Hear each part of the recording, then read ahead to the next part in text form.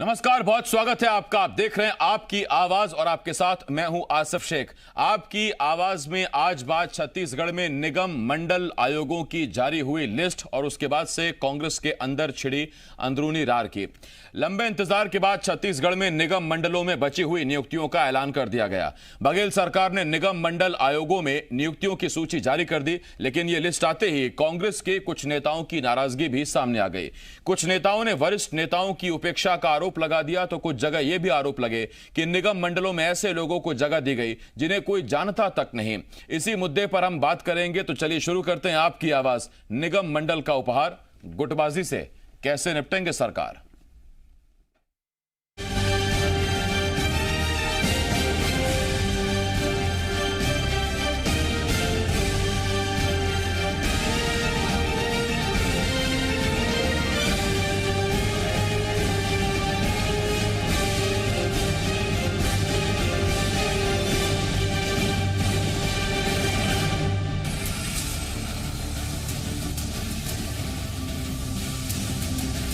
छत्तीसगढ़ में कांग्रेस नेताओं का लंबा इंतजार खत्म हुआ और प्रदेश कांग्रेस ने एक बार फिर निगम मंडल आयोगों के अध्यक्षों और सदस्यों की लिस्ट जारी कर दी है। सियासत में निगम मंडल आयोग वो लॉलीपॉप माना जाता रहा है जिससे आलाकमान अपने नेताओं को खुश करते रहे। यही वजह है कि प्रदेश के नेता काफी वक्त से इस नई लिस्ट का इंतजार कर रहे थे। जिन लोगों का नाम लिस्ट में आया वो तो खुश हो गए, लेकिन जिनका नाम इस लिस्ट में भी नहीं आया उनके गाल फूल गए हैं। खासतौर पर एक नाम पर तो खुद स्थानीय कांग्रेसी भी हैरान है। दरअसल नई लिस्ट में सूरजपुर जिले से 2 नेताओं के नाम शामिल हैं, जिसमें पूर्व विधायक भानु प्रताप सिंह को छत्तीसगढ़ अनुसूचित जाति और जनजाति आयोग का अध्यक्ष बनाया गया है, तो वहीं संजय गुप्ता को कृषक कल्याण परिषद के सदस्य के रूप में जिम्मेदारी दी गई। लेकिन स्थानीय कांग्रेसी संजय गुप्ता के विरोध में खुलकर सामने आ गए। कांग्रेस कार्यकर्ताओं ने सोशल मीडिया में संजय गुप्ता के खिलाफ मुहिम भी चला दी है। 7 साल तक सूरजपुर जिले के कांग्रेस जिला अध्यक्ष की कमान संभाल चुके और स्वास्थ्य मंत्री टी.एस. सिंहदेव के छोटे भाई बिंदेश्वर चरण सिंह ने भी संजय गुप्ता को लेकर नाराजगी जाहिर की है। मैं भी जिला कांग्रेस का अध्यक्ष 7 साल रहा हूँ वहाँ पे। ऐसा कोई सक्रिय व्यक्ति तो मेरे को नहीं दिखा था, लेकिन आज जो भागवती रजवाड़ी जी वहाँ पर अध्यक्ष हैं वो बता सकती है। शायद 1 साल में कोई सक्रिय हुए होंगे और आज उसमें नियुक्ति हुआ है, लेकिन अब आलाकमान ने उनको बनाया तो निश्चित रूप से कांग्रेस का कार्यकर्ता ही होगा। वहीं रायपुर विकास प्राधिकरण में सदस्य के तौर पर नियुक्ति कांग्रेस नेता अरुण भद्रा को पसंद नहीं आई। उन्होंने पद लेने से मना करते हुए पार्टी आलाकमान पर वरिष्ठ नेताओं की उपेक्षा करने का आरोप लगा दिया कि जो संघर्ष के साथी है, जिन्होंने सरकार बनाने में झंडा उठाया, उन्हें बनाया जाएगा। तो मैं किसी बनाने या न बनाने पद मांगने नहीं गया। नहीं, मैं यदि हमारी वरिष्ठता, हमारी काबिलियत, हमारे संघर्ष समर्पण को यदि एक सदस्य के रूप में मनोनीत करके हमारे प्रतिष्ठा सम्मान में ठेस पहुंचाया जाएगा तो स्वीकार कभी नहीं कर सकता। उसे बना दीजिए जिसको आवश्यकता है। मैं तो पार्टी के लिए आज भी अपने सांसद काम करता हूं, तो न मेरा विरोध है न संतोष है। मैं इस सदस्य स्वीकार ही नहीं कर सकता। उधर कांग्रेस सरकार की निगम मंडल आयोग की जारी नई लिस्ट पर बीजेपी ने निशाना साधा है, तो साथ ही लिस्ट जारी होने के बाद शुरू हुई अंतरकलह को लेकर भी कांग्रेस को आड़े हाथों लिया है, जबकि कांग्रेस सफाई दे रही है। नेता आधारित सूची बनी है। हर नेताओं ने अपने कार्यकर्ता, क्या कहूं, प्यादों को बनाने की कोशिश उन्होंने की है, जिसका परिणाम स्वरूप यह रहा कि बरसों बरस से काम करने वाले कार्यकर्ताओं की उपेक्षा हुई और वो कार्यकर्ता आज निराश होकर, हताश होकर कोई इस्तीफा दे रहा है, कोई नाराजगी व्यक्त कर रहा है। मुझे लगता है ये भूपेश बघेल जी की सरकार की एक बहुत बड़ी असफलता है। पद कम थे, दावेदार अधिक है, तो स्वाभाविक है कि कुछ लोगों में निराशा होगी, लेकिन किसी को भी निराश होने की आवश्यकता नहीं है। पार्टी सभी के कार्यों का मूल्यांकन करती है और समय के आधार पर उसका पारितोषिक मिलता है। कुछ लोगों को अवसर मिला है, भविष्य में और लोगों को भी अवसर मिलेगा, तो किसी को भी निराश होने की आवश्यकता नहीं है। एक तरफ जहां निगम मंडल आयोगों की नई लिस्ट जारी होने से कई नेताओं के चेहरे खिल गए हैं, तो वहीं दूसरी तरफ ऐसी जमात भी है जो इस लिस्ट के बाद से नाराज हो गई है। कांग्रेस भले ही इस नाराजगी से इनकार कर रही है, लेकिन स्थानीय नेता अपनी अनदेखी खुलकर जाहिर करने लगे हैं। सवाल यही है, पार्टी अंदरूनी रार से कैसे निपटेगी? और सवाल ये भी, क्या वाकई पार्टी ने मूल कार्यकर्ताओं की जाने अनजाने अनदेखी कर दी है? सूरजपुर से ओपी तिवारी के साथ सत्य प्रकाश, जी मीडिया, रायपुर।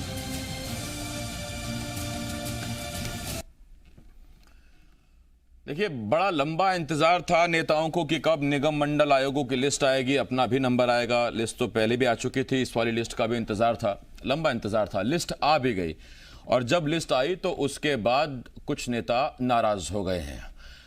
हमारे साथ दो खास मेहमान जुड़ रहे हैं। हमारे साथ बीजेपी की तरफ से अनुराग सिंह देव जी और कांग्रेस की तरफ से प्रमोद दुबे जी जुड़ रहे हैं। मैं बहुत बहुत स्वागत करता हूं आपका। अनुराग सिंह देव जी प्रवक्ता हैं, प्रमोद दुबे जी अध्यक्ष रायपुर नगर निगम में और पूर्व महापौर भी हैं।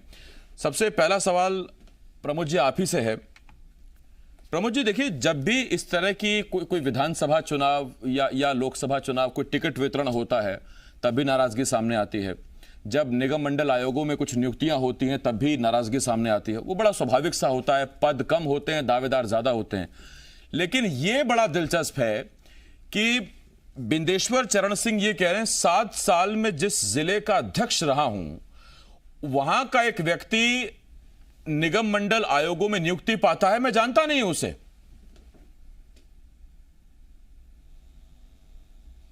हाँ आसिफ जी, सबसे पहले तो बहुप्रतीक्षित सूची कार्यकर्ताओं की जारी हुई है और ये भी बात सच है कि एक आध दो चार नियुक्तियां कहीं ना कहीं इतने बड़ी लिस्ट में, जहां 400-600 लोगों को मौका मिलता है, शिकायतें शिकवा निश्चित रूप से होती है और उनकी शिकायत सुनी भी जाएगी पार्टी में। जहां थोड़ी बहुत कमियां हैं, उन खामियों को भी दूर किया जाएगा। जो लोग जिनको पद नहीं मिला है, अभी संगठन के भी महत्वपूर्ण पद की सूची जारी होने वाली है, वहां उन लोगों को एडजस्ट किया जाएगा। तो कुल मिलाकर के स्वाभाविक तौर पर एक राजनीतिक दल कहीं इतने बड़े पैमाने पर काम करती है और कुछ लोगों को जिनकी योग्यता के अनुरूप पद नहीं मिल पाता, जिस प्रकार आप अरुण भद्रा जी की बात कर रहे थे, स्वाभाविक तौर पर ठेस पहुंचती है। लेकिन इन सब के बावजूद आज अगर पूरी सूची को अगर आप देखिए जी, तो कोई भी बनाता इससे अच्छी सूची शायद नहीं बन पाती, मेरा ऐसा मानना है। हो सकता है एक आध दो चार कमियां होगी, इसको अस्वीकार में नहीं करता। लेकिन जिन लोगों ने 15 साल में डंडा खाए, आंदोलन किए, सड़कों पर भारतीय जनता पार्टी की सरकार के द्वारा जो वज्रपात होते थे उनको सीना तान कर जिन लोगों ने मेहनत किया, उन लोगों को यहाँ अवसर मिला। और कुछ लोग और भी जो लोग हैं थोड़े बहुत, उनको भी अवसर के आधार पर या उनकी योग्यता के आधार पर उनका चयन किया गया है। तो मुझे ऐसा लगता है कि जो कार्यकर्ता होते हैं स्वाभाविक तौर पर 2, 4, 5, 6, 10 की संख्या में होते हैं, वो नाराजगी स्वाभाविक है, लेकिन उनको भी मनाने का काम पार्टी की जो वरिष्ठ नेता है और हम सब मिलकर करेंगे। ठीक। अब ये देखिए, सोशल मीडिया पर कांग्रेसियों ने ही मुहिम चला दी है। उसमें लिखा जा रहा है, संजय गुप्ता आपको सदस्य बनने पर बहुत बहुत बधाई, लेकिन आप हैं कहाँ। तो देखिए, इस तरह की चीजें भी कांग्रेसी ही चला रहे हैं, निशाना साध रहे हैं। मैं आता हूं आपके पास प्रमोद जी। अनुराग जी, प्रमोद जी ने कहा कि आपकी 15 सालों की सरकार में जिन्होंने लाठी डंडे खाए, अब उन्हें अहम जिम्मेदारियां देने का वक्त आ गया है। यानी आपने जिन्हें पहले लाठी डंडे खिलाए, अब वो लड्डू खा रहे हैं। लेकिन उसमें आपत्ति वही है कि लड्डू ऐसे व्यक्ति को भी मिल रहा है जिसने लाठी डंडे खाए ही नहीं। वो उस दौर में कहां था जब पार्टी को उसकी आवश्यकता थी, ये पता ही नहीं। आसिफ जी, इस सूची पे मुझे एक बॉलीवुड का बड़ा लोकप्रिय गीत याद आ रहा है कि 15 साल किस तरीके से कांग्रेस ने इंतजार किया और उसके बाद उनकी अपेक्षा की जो पूर्ति थी उसको इस गीत के रूप में उसमें था कि तो आप बताकर सुनाएंगे या गाकर सुनाएंगे?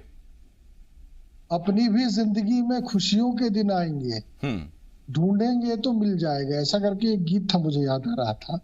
तो ढूंढते तो रहे बहुत दिनों तक, 3.25 साल हो गए ढूंढते ढूंढते। फिर पहले 15 साल इंतजार किया, फिर और 3.25 साल इंतजार किया। और वो जो खुशी के दिन थे कांग्रेस के कार्यकर्ताओं के लिए, खासतौर पर वरिष्ठ नेता जो अपने उम्र के अंतिम राजनीतिक पड़ाव पर चल रहे, उम्र की पड़ाव तो नहीं कहूंगा मैं, ऐसे लोगों की बड़ी अपेक्षा थी कि शायद हमको पद मिलेगा। लेकिन इसका जो परिणाम आया इस बिल को खोदने के बाद जो इसका रिजल्ट आया, उसमें ये ध्यान में आया कि विधायकों को संतुष्ट करना और दिल्ली को संतुष्ट करने के लिए पूरी सूची निकाल ली गई।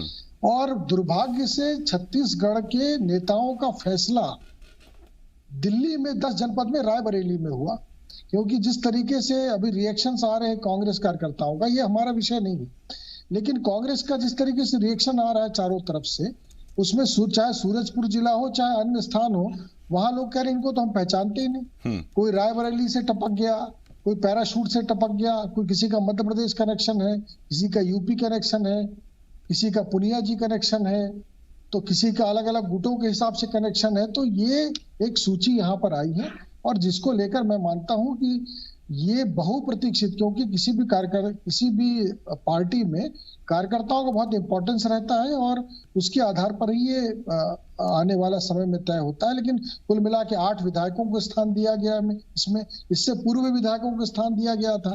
तो विधायकों को तो 2-2, 3-3 अवसर मिल चुके, कार्यकर्ताओं को एक भी अवसर नहीं मिला। ये इस सूची का फेलियरिटी है और इसका खामियाजा मुझे लगता है कि भूपेश बघेल जी की सरकार को और कांग्रेस पार्टी को, उसके संगठन को भोगना पड़ेगा। मैं आ रहा हूं आपके पास प्रमोद जी, आपसे वही सवाल मैं पूछने जा रहा हूं जो अभी अनुराग जी ने पूछा।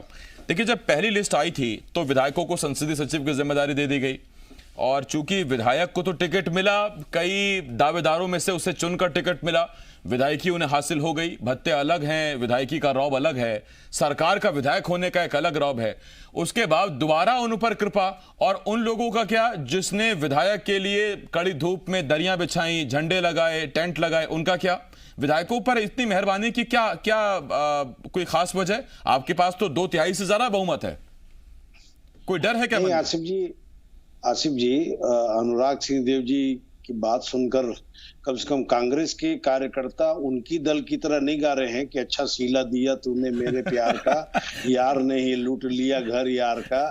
15 साल बहुत सारे भाजपा के नेता यही गाना गाए हैं, जो बेचारे दरी बिछाया करते थे हमारे सामने में, और जिनमें मादा था, जिनमें योग्यता थी, वो आज तक वही गाना गा रहे हैं। बेचारे विपक्ष में हैं तो भी वही गाना गा रहे हैं। लेकिन एनीवे, आसिफ जी,